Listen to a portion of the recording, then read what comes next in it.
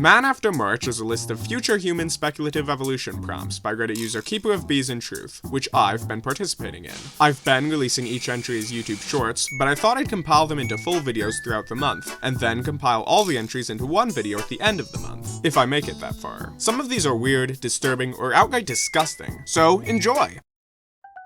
The bulk are living battering rams, transport vehicles, and tanks. Primarily battering rams, they have bodies built for fast charges, ending in a pointed chin designed to punch through objects. Bulks are intelligent but lack hands, needing to be tended to by smaller humanoids in most cases. They can't even eat well with that chin in the way. Bulks are also often outfitted with turrets or riders who can use weapons and supplies transported by the bulks. To stop a bulk, you need powerful weapons. They have a thick layer of muscle surrounding even thicker bones, and are often clad in military armor or plates of metal. And their brains are set far back in their skulls, and bulks have spare eyeballs that can be pushed forward when the first pair are destroyed. Not that they need eyes to charge through obstacles. A landmine is probably the best way to incapacitate them. The bulk's scientific name is Neohomomuensis. Unfortunately, the public has not been informed what this means.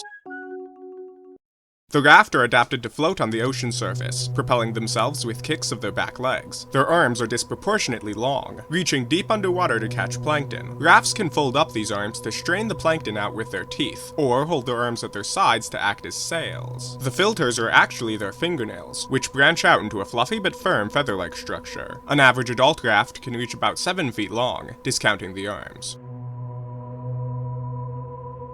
The Burrowing are adapted to live their entire lives underground. They're blind and almost deaf, relying on their feet to sense vibrations and their tongues to detect scents and chemicals. These tongues are also used for digging, breaking apart soil, or gripping and tearing roots. Burrowings then kick the rubble away with their legs. The Burrowings' lips fold around their heads and drag along the tunnel walls, excreting a saliva that lines the burrow. This saliva then hardens and increases the structural stability of the tunnel.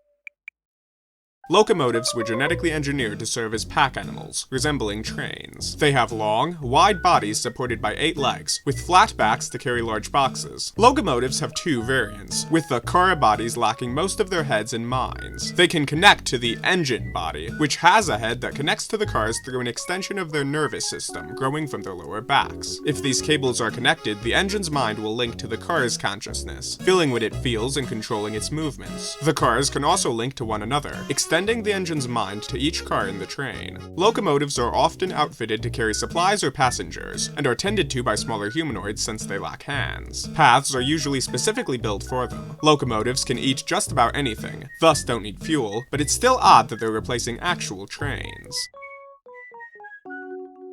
Chemosynthetics are deep-dwelling cousins of the Raft. They live on hydrothermal vents, clinging to the rock with their feet and branching toenails. Their fingernails have formed into a shell around their bodies, with their arms folded up on their backs. Chemosynthetics also have 2 extremely extended nostrils, connected to a sort of pump on their heads. One of these nostrils floats all the way up to the surface to pump down air. The other is fused to the rock, circulating air and blood into colder waters to be cooled down. In their digestive tracts are chemosynthetic bacteria, which feed on the vent waters to produce chemicals for the chemosynthetics. In return, the bacteria are protected from the outside environment.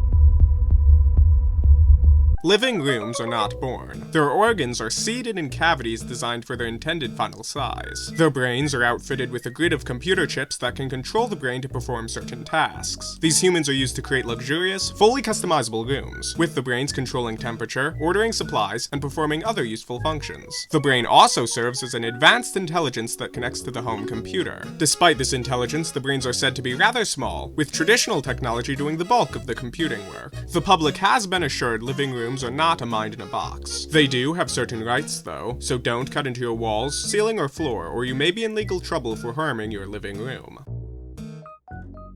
Similar to the Morlocks of H.G. Wells' The Time Machine, after the fall of technology, one group of humans are preying on another. A civilization of cave dwellers have deceived those living above their tunnels into believing them to be gods. The elderly or sick are sent into these caves in exchange for supplies like silk. It's said by the surface dwellers that the cave dwellers guide them into an afterlife deep underground, or some next step of spiritual evolution. In reality, entering these caves is simply a death sentence. The Morlock-like cave dwellers are a little larger than gorillas, with comparable muscle and jaw strength. They have a rudimentary civilization, and can make tools like torches and simple shoes to protect their feet from the stone floor.